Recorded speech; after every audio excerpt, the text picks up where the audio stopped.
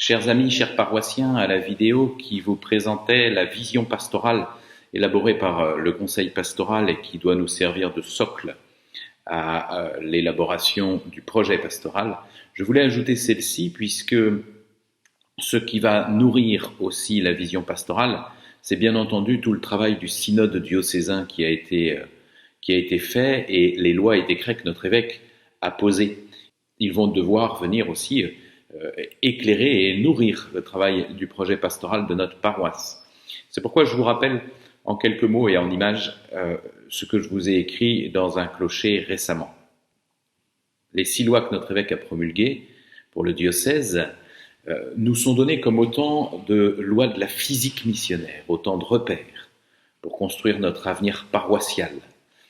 C'est pourquoi il nous faudra prendre le temps de les recevoir avec les décrets attenants, de les travailler et de les faire fructifier.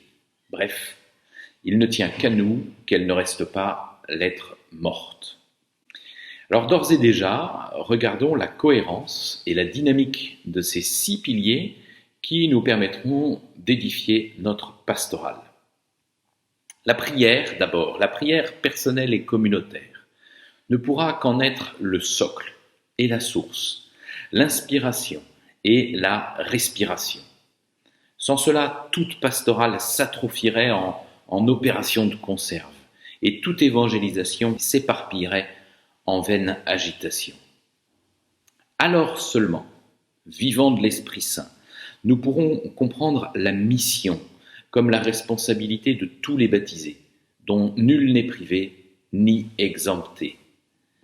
C'est le corps du Christ tout entier, avec chacun de ses membres, qui est envoyé.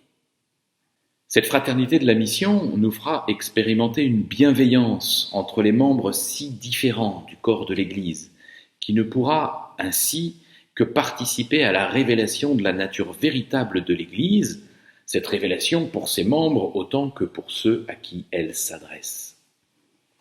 Fuyant les fausses efficacités et les mirages du tout de suite et la fascination pour la facilité jetable, nous choisirons donc alors une sobriété qui pourra répondre aux justes aspirations de nos contemporains à un monde qui respecte l'homme et qui respecte la création.